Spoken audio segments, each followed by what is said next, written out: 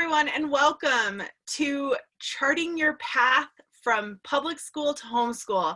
As a lot of people are making decisions to maybe change their educational choice, we wanted to get together and discuss specifically how you would go about this and maybe address some concerns you have. Today I have Judy, Tinder, and Karen. I'm going to let each one of them explain to you or introduce themselves and explain their homeschool experience to you. Judy, why don't you start? Sure, thanks, Steph. So I'm a homeschool mom of 3 grown-up kids. We started homeschooling when our oldest was in 1st grade. We were interested in learning more about the opportunity to educate our kids at home, and came alongside some really good friends of ours whose kids were just struggling with learning how to read and how to get along in school. And so we kind of walked that journey with them, walked that path with them, and as a result, decided to choose that option for our children as well. And so here we are many years later, and all my kids are grown and my grandkids are getting to be school age. So I homeschooled way back in the dark ages, and just thoroughly enjoyed being a Sonlight family, and I'm passionate about talking to other families about it. Very good. Tinder, welcome. Thanks, Stephanie. Well, actually, I was homeschooled myself. So I am a 2nd-generation homeschooler. And like Judy said, I was homeschooled back in the dark ages. So from about 5th grade on, I had previously attended public school and private school. And then through a series of events, my parents brought us home when it was very different and we didn't know very many homeschoolers. So I believe it was like 1985, began homeschooling. But it is because of that experience, it was very positive for me, and I really enjoyed it, that I wanted my children to experience this. And so as I became a mom to 4 beautiful kids that are now very big, but I have 2 sons and 2 daughters, we began Sonlight from the beginning. I had looked and researched curriculums when I had preschools and toddler age children, and I landed on Sonlight through friends and recommendations. And so we have been homeschooling for 18 years with Sonlight, and I will soon graduate my oldest son will graduate this next year. Very good. And Karen, why don't you introduce yourself? Yeah, thanks, Stephanie.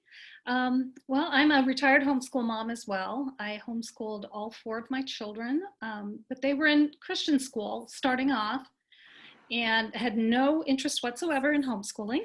I thought it was a great idea. I just knew I couldn't do it. So I had friends who did it, and I thought, that's great. That's really exciting. But it's amazing what you'll do if your kids need it. And I actually started homeschooling my 2nd child, my daughter Melissa, because she was having some problems in school. She had been a very young 5 when she started school. So by the time 2nd grade came, things were falling apart. And that's kind of the catalyst to the decision of bringing her home. And then I ended up bringing home my other 2 kids for other reasons also. And so my youngest is the only one who's been homeschooled preschool all the way through high school. So he graduated 2 years ago, and we just have loved our journey with Sonlight, and it's made for a lot of really, really good memories. Very good. Thank you. And I am Stephanie Rose. I am the community manager at Sonlight. I am so excited. These ladies, you may have seen them on the convention floor. They're used to sharing their stories, and we are going to talk specifically today about overcoming fears, about legalities and bringing your children home, and even specifically about curriculum. So let's get started. Why might you choose to change from public or private school to homeschool? Karen, why don't you start, since you clearly have a lot of experience in that? Yeah, I brought all my kids home for different reasons. As I mentioned, my first homeschooler was my 2nd child. At that point, my oldest son was in 7th grade. She was third grade, and my third was in kindergarten. But because she had been struggling, she would come home in second grade and she would be crying, "I'm stupid, I can't do this." And she had a wonderful teacher. My son had the same teacher. So I knew it wasn't the teacher. But I told my husband one day, she just needs somebody who can go as slow as she needs, explain it however many different ways she needs. And then all of a sudden I realized, oh my goodness, I'm describing homeschooling. So that was second grade. I left her in, that was like January of second grade. I left her in the rest of the year. I called all my homeschool friends and said, what books can you loan me about homeschooling?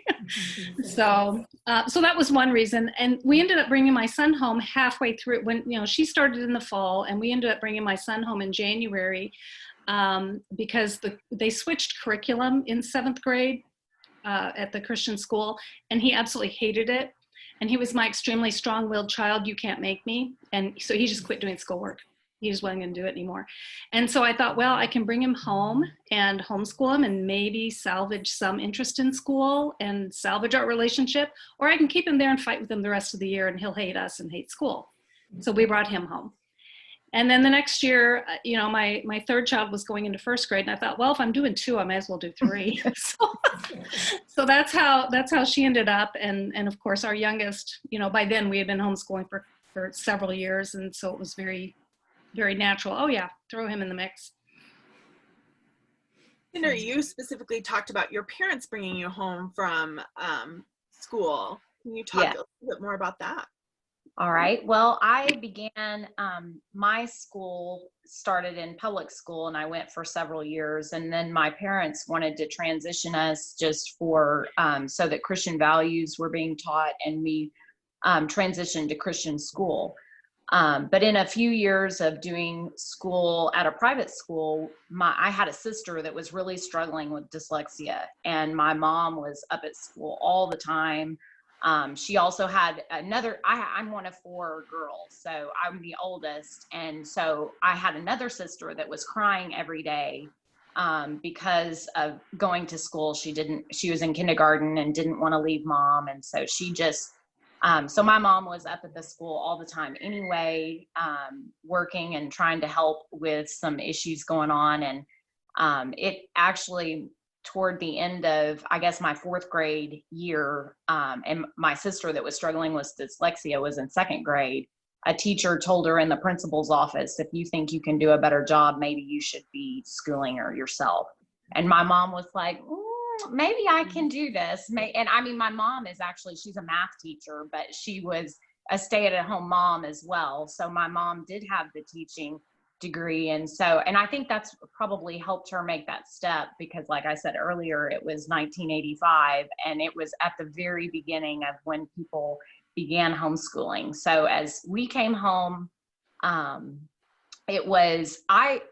was struggling with like anxiety or feeling have a very perfectionistic, if I'm not going to make 100, I just had all sorts of anxiety. And so I wasn't enjoying school. I went to school with stomach aches and dreaded, I felt like, oh, I'm going to get in trouble. And I had performance anxiety a lot. I didn't know what that was, but, I just had stomach aches. But when I came home, that allowed me to relax. And I really found that I enjoyed learning at home. I enjoyed being with my mom and my sisters. And so it was from that positive experience that I wanted to choose that as our path of homeschooling, or our schooling choice for our kids. And it's because of the relationships that I have with my mom and my sisters that, I feel like we were able to really cultivate through schooling at home and together. You're forced to be friends. You're forced to be on good terms with each other because you're around each other a whole lot. So it was very positive for me. Very good. Very good. I am almost positive if you're considering private or public school to homeschool, you might have concerns. One concern, maybe I don't have a teaching degree. Am I qualified to teach my kids? What would you say to a parent who might be asking that question? Well, I would jump in and say I don't have a teaching degree, but I think one of the things that really shines in homeschooling is if you come alongside your child, and a lot of times if I don't know the answer, I will tell them, I don't know. That's a very good question, but let's find out together and let's learn together. And I have felt like this literature-based learning that I can get excited because I feel like I have learned so much the second go around time through material, and even the third or fourth go around, that I have learned so much that I really enjoy. Oh, let's read this book. Oh, we're going to learn about this. I didn't know that. And that kind of attitude is contagious. And the kids end up, oh, Mom, look what I just read. And I found out. And it's like, oh, I didn't know that. So I feel like that you don't need to know everything. And actually, it's a turnoff if you think you know everything and you bring that to the table. But the attitude of let's learn together is really inspires your kids, and they will, come right alongside you and say, yes, Mom, let's learn this together. And I think that you are qualified to teach your children because you teach your children from the time that they're very little.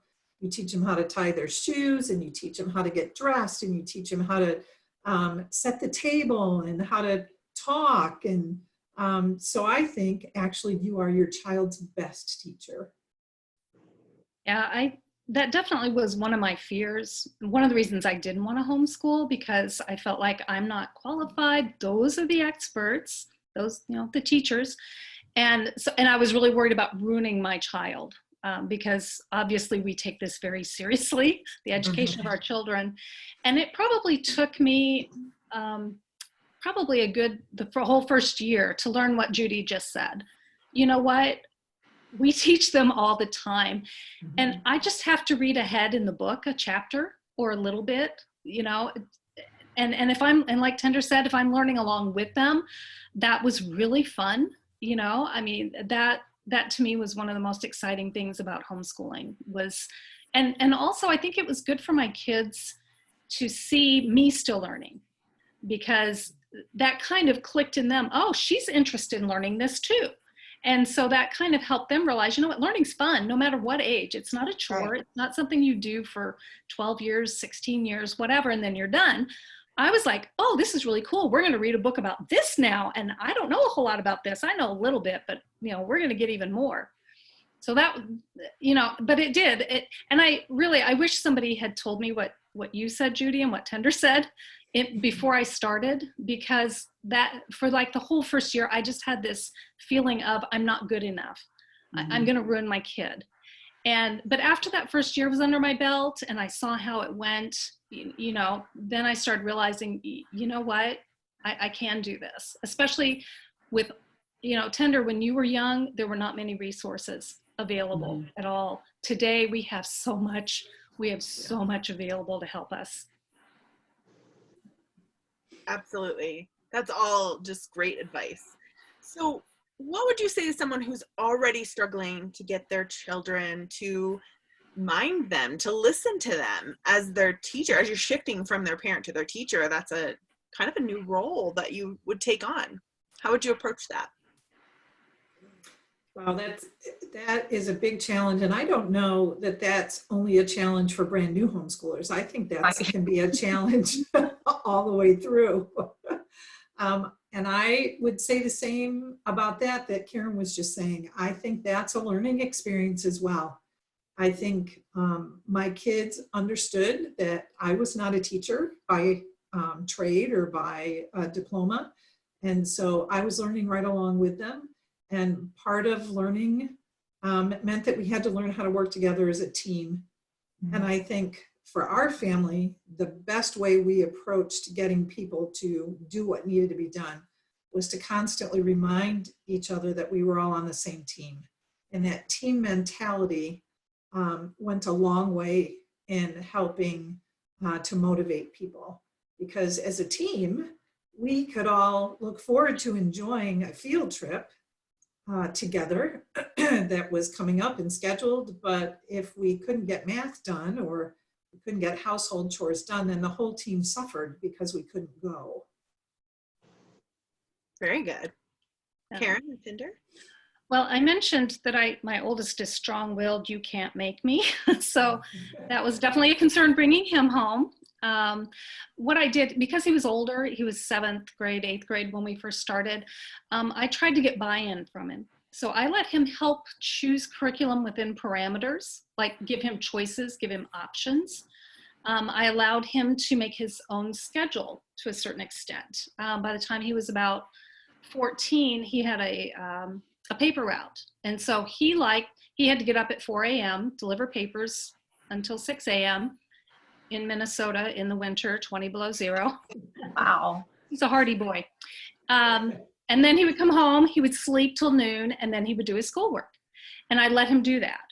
And so I tried to, as the kids got older, have them, encourage them to take ownership of what they're doing. And so by getting their buy-in, then that helps them, yeah, I'm going to cooperate. And when they're really little, I think having a sort of a schedule, at least, I mean, it doesn't have to be set in concrete, but having a routine, having a schedule, I think that helped quite a bit.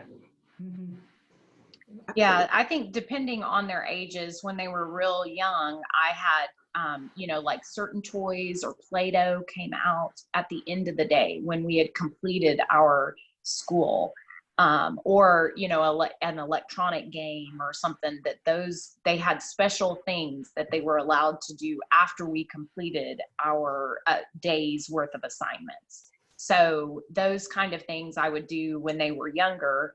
And then I agree with Karen, as they got older, I'd say, here's what we need to do every day. How do you like, do you like doing math first, or do you like getting up and doing your reading first? And so we kind of work on what happens, and then, come up with, okay, let's, because you have basketball these days, I have high schoolers and they play sports, or, so we need to make sure we get your things done by 2 p.m. so that you're going to practice.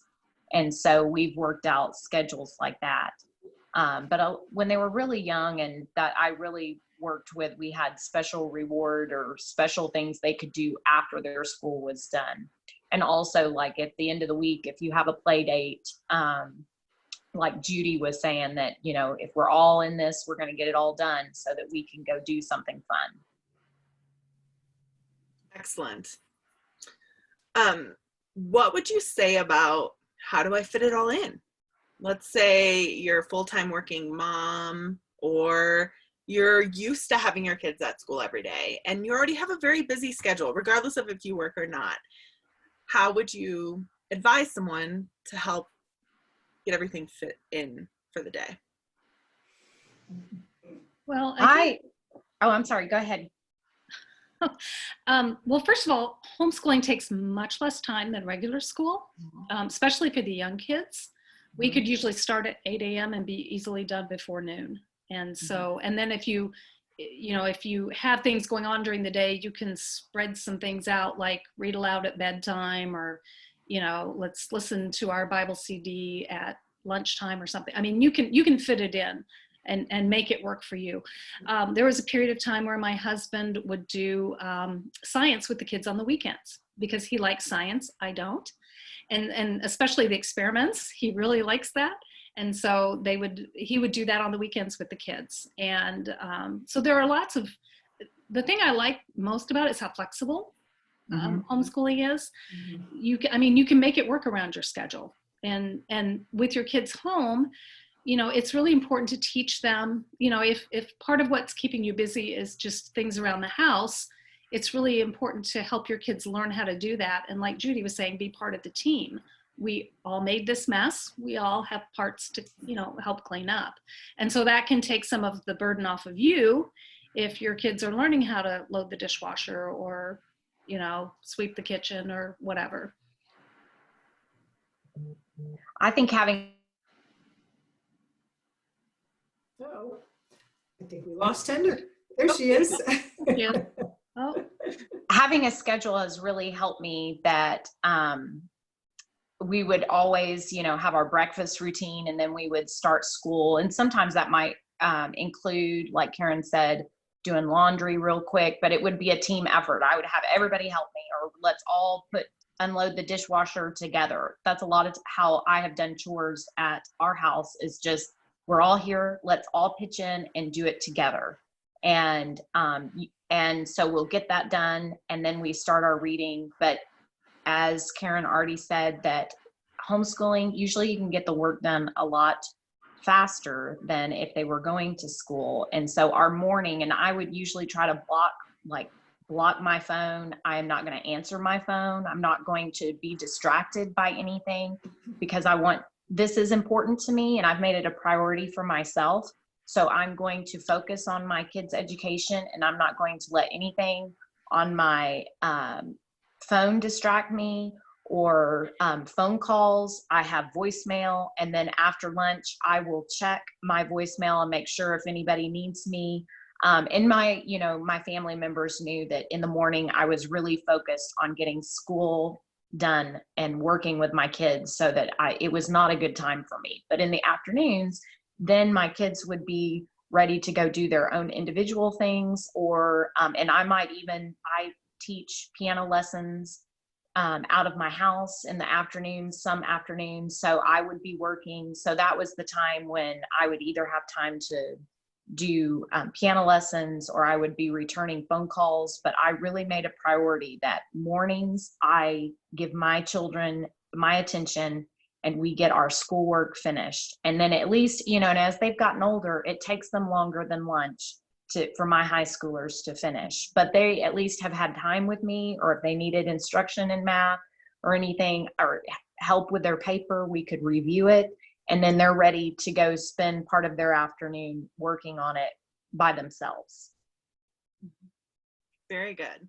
So what would you guys say to someone who has maybe family or friends who are sort of naysayers of homeschooling? How would you have them maybe discuss that with their family and friends? There's always, whether it's homeschooling or other parenting decisions that you make, there are always going to be people who feel it's important to share their opinion with you. and so I think you have to, the biggest plus for me was upfront, I had to be confident in our decision. Mm-hmm. That this was what we were doing, and we were doing it for reasons that we had researched and thought through. And so I was confident in my decision. And I just tried to remember to be gracious whenever people would bring up doubts. I remember a particular family Christmas one year, and my sisters-in-law are all teachers, all of them. There's 4 of them. So when we would get together on holidays, I would periodically look around and wonder, where is child A, B, or C, and realize that one of the auntie teachers had the child off in the corner saying, "Can you read this for me?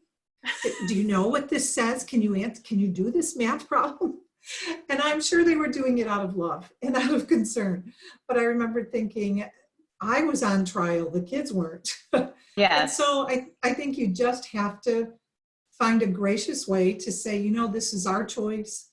And we have thought this through long and hard, and we've prayed about this. And this is, for now, this is our decision. Mm-hmm. Well, and as we've seen with Tender, it has been around for a long time. And so it has proven itself. I mean, colleges now are seeking out homeschoolers because they have seen how well they do. And really, nobody on the face of this planet has as much vested interest as I do in my child succeeding. I mean, no teachers care. Teachers can be wonderful. No teacher cares as much about my child as I do. And I want to make sure they do well. The other thing I would tell people is, the nice thing is nowadays we have so many resources available. I mean, there are tutors, there's online classes, there's co-ops, there's, all kinds of ways to fill in the gaps where maybe, especially high school level, maybe you don't feel like you're really fit for doing that. So there's no reason to feel like any child would be doing a disservice by homeschooling. Absolutely. I think probably the thing that you would hear the most of concerns, and as you might hear a concern and you just nod and smile sometimes, and but like Judy said, it's being confident and realizing that this is something God's called you to do. You're going to be able to do that. And one of the misnomers is how is my child going to socialize or be with, and there are lots of opportunities for my children to be around other kids their own ages, but we realize that kids their own ages aren't always teaching the best values or how to interact in relationships in the most positive way. And so as we have seen, because we have a whole generation now of adults that have been homeschooled, that they are able to interact just fine with anyone.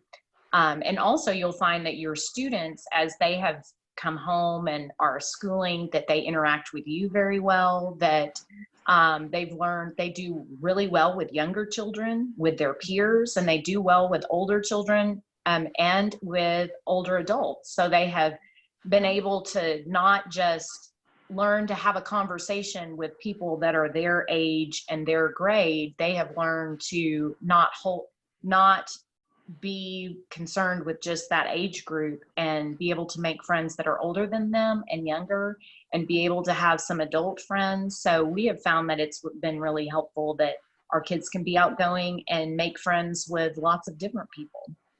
So really, what real life scenario outside of school are you going to be in, a college classroom or a job, or where are you only ever going to interact with peers, people your own age?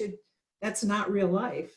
Real life will over and over again throw you into scenarios where you have to be able to interact with people older and younger than you. Yeah. Absolutely. I mean, you can see it here. Yeah. Exactly. So it's a very good point. You're rarely with someone who's your own age. Mm-hmm. So as you bring your children home from public school, how do you help change their view into homeschool? Like if they have a negative view, or if they think that it will be weird or different or unusual from what they're used to, do you have any advice on that? Well, I think one of their biggest concerns is that they'll miss the social interaction, because that's a big part of being in school. And so, looking into what your area has to offer, co-ops, there are sports groups, there's, my kids were in musical theater, and there's orchestra and choir and all kinds of things. And so talking to them about, what are you interested in? Let's see if we can find something that you can do with other kids, other homeschoolers that will be fun and that will be something that you'll enjoy. I think for most kids, there's always the fear of the unknown. So, talking through, this is how it's going to be set up, here's some advantages, the fact that, it takes less time. When my son was doing his paper route, like I said, he slept until noon, and then he did his schoolwork. And a lot of times he was done with his schoolwork by the time his neighborhood friends were home from school and finished with their chores and their schoolwork. So, but he hadn't spent all day in school. So, there are definitely advantages. And if you find out what's important to your child, is it the socializing? Is that, then find ways to alleviate that, or is it just, people are going to see me as weird, well, kind of help introduce them to some other homeschoolers, or maybe they already know some. There are so many people who homeschool. They may already know, like church or other things that they're involved in, like scouts or whatever. They may already know some homeschoolers. And so helping them kind of see, oh, did you know so-and-so was homeschooled? No, he's not weird. No, he's not. Neither are you. That's really good advice. And I'm sorry. Go ahead. Sorry. I was just going to speak with what Karen had said, that's kind of what my parents offered me as I came home and starting junior high. And it was very different because I didn't know anybody else that homeschooled. But they found opportunities for me to be involved and do things. And actually, when I got used to I was a little apprehensive at first about what are we doing? We're going to be the weirdos. But then once we started, it was like, ooh, I like this. I like that we're home. We don't have to rush off and go somewhere first thing in the morning, and we can do our school at home.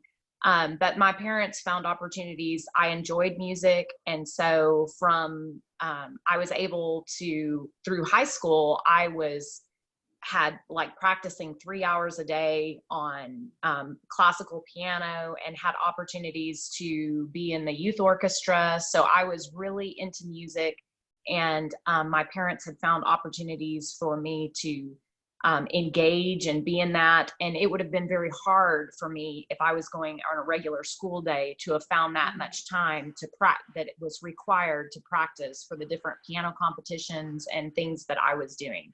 So that was my outlet that I found when we had first started homeschooling. And that really helped me. That's what I was going to say. You can actually have more time to focus in on exactly what it is your child is interested in. Exactly. Wouldn't have that if they went to public school. Okay, so let's talk a little bit. This is the question I think most people have. Will my children suffer academically? What about getting into college? And is it even legal? That was 3 questions in one. And Judy, I'm going to let you talk about this one. Well, I don't think your kids, in fact, I know your children will not suffer academically because of homeschooling. Now, kids have all sorts of challenges when it comes to learning, and some kids struggle in some areas and excel in others, and your children will be no different. If they struggled or excelled in a public school classroom, they're going to struggle and or excel when you homeschool. So it's not going to be really that different. And when it comes to getting into college, I think it was Karen that mentioned earlier that a lot of colleges are looking for homeschoolers because they tend to have a reputation for better study skills and motivation. And so both military and private and public colleges are very homeschool student friendly. And so I don't think that you will find too many people who are currently homeschooling or who even homeschooled as long ago as I did. They had concerns about getting their kids into college. And by the way, all 3 of my children went through college, got bachelor's degrees and or other degrees, and I even have one in the military. So that is not an issue for homeschoolers. Is it legal? Absolutely. In every state in the country, it is legal, and in many countries around the world, it is legal. I think the legality question is a legitimate one, and it's something that concerns a lot of people. And I think your best bet is to educate yourself about what's required to homeschool in your state. And every state has slightly different homeschool regulations. There are organizations out there that exist for helping you to navigate those paperwork trails and all those legalities. One of them you may or may not have heard of, Homeschool Legal Defense Association, hslda.org. You can look them up, and they have information on every state where you can go to find out what the regulations are. Find out what your state homeschooling organization is. Every state has a homeschooling organization. In fact, many states have multiple homeschooling organizations. And so check with them. Those are the folks that have been doing it. So you need to talk to somebody who's further down the path than you are and find out what they had to do. Some states require standardized testing. Others don't until students get older. Some states require that you submit a quarterly report to your school district. Other states don't. So you're not going to know until you start asking the questions.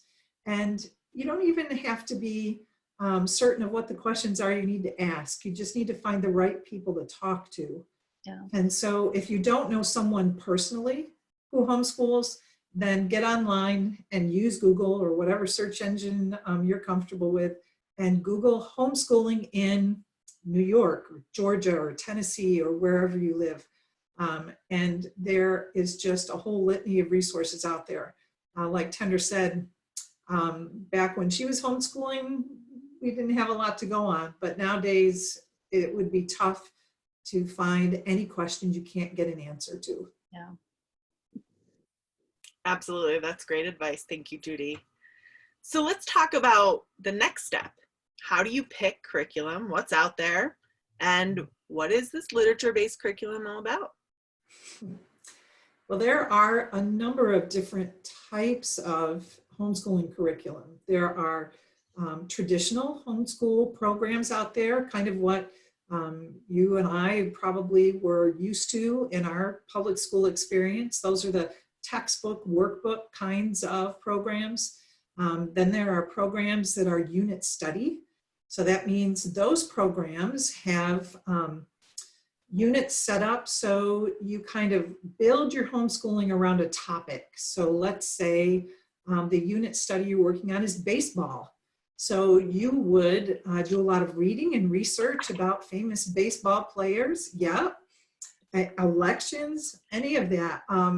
You may find programs that will build every subject. So maybe if you're doing a unit study on baseball, for math, you learn how to keep baseball scores and figure percentages and all of that kind of thing. So unit study is another approach. Then there's literature-based, which we're all very familiar with, which basically says that instead of learning by way of textbooks and the more traditional workbook approach, students actually excel when they learn things that are built into the framework of a story, because it gives context and kind of gives them hooks to hang information on in their brains, and they retain the information longer.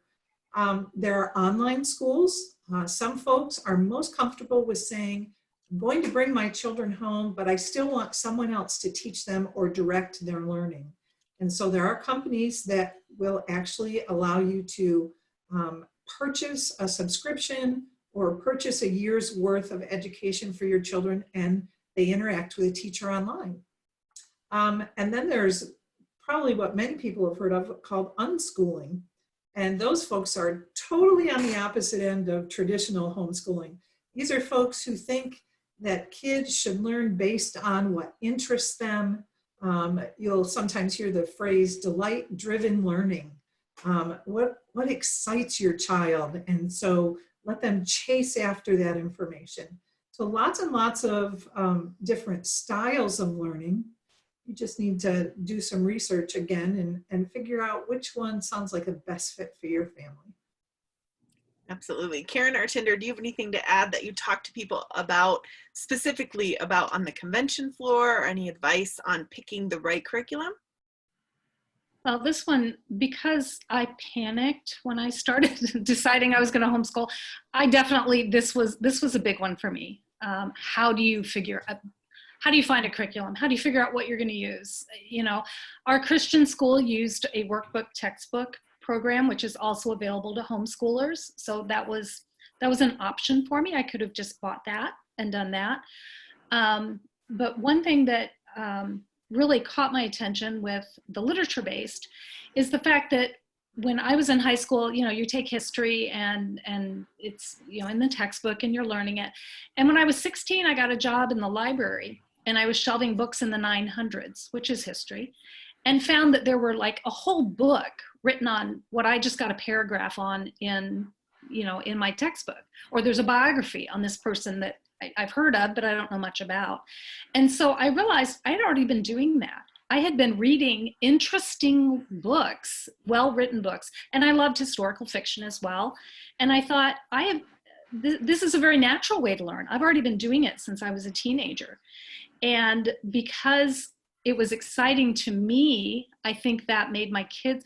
And the other thing is, after we'd been doing Sonlight for a few years, one Christmas I told the kids, okay, next week's Christmas, we're not going to do school. And they said, okay, great, school break. So Monday came and I'm in the kitchen doing something, and one of my kids came in and said, well, when are we reading? And I said, well, I told you there's no school this week. And they said, that's not school. And I said, good, you just keep thinking that. Because that's how they saw it. And I thought, how, would they have thought that about a textbook or something else? And so I'm very thankful that I stumbled on Sonlight, in my total complete ignorance. None of my friends use Sonlight, although after I started using it, some of them did. But yeah, I do understand that panicked feeling of trying to figure out and choose something and seeing something that's so different that you think, am I going to ruin my kid if I use this? But I'm glad I took the plunge and took that. I thought, okay, 1 year. She's third grade. I don't think I'll ruin her, just 1 year. So I tried it, and that's all it took, was for me to find out, oh, this works. This works really well. Because I think when we're looking at curriculums, one of the things that you want to do is you want to teach your child, but more than that, you want to give them build the character of that they love to learn, that they know how to, find, if they have something that interests them, is how do you learn and find out more information about it. When I started homeschooling, there was, back in 1985 with my parents, there was not very many choices. And so Sonlight has the tagline of, it's the way you wish you had been taught. And when I came across Sonlight, I was like, oh, this is because I love to read. And then, as Karen was saying, I read history books, I read historical novels, but I had still not read all of the Sonlight books that they had picked out on the different lines that, what I want to cultivate in my kids is that love of learning, and that reading aloud to them and giving them really good literature so that they know what it sounds like. Then I know that they're going to be good writers. And we're cultivating that character, and that's not necessarily something you're going to test or you're going to and know that they've got it, but it's just something that's it's a slow grow method, but you're going to cultivate that in your child throughout their childhood, so that as they get to adulthood, that they're going to enjoy that learning and to enjoy learning just like mom and dad, as we have done. And I just think Sonlight does that, facilitates that so well. Yes, I want to show you. I held this up while Judy was talking. It's my black and white copy, but sonlight.com/elections, you can download a free unit study. And as we're talking about Sonlight, I thought it'd be good to tell you that you can actually try Sonlight for free at sonlight.com/free. So both of those, sonlight.com/election, free unit study, sonlight.com/try, or free, sorry, sonlight.com/free. You can try both of these, ways of learning and see if maybe a combination is the best bet. So thank you guys. How about any new and exciting things that people can look forward to as a result of the home education change in model? Anything new? Ooh, me. Yeah, go. I think it's the gift of, you're investing your time and your effort and pouring into your kids. You are going to reap that benefit. And part of that is through relationship. I mean, you are cultivating a lifelong, strong relationship with your child that you will have well after your schooling years are done.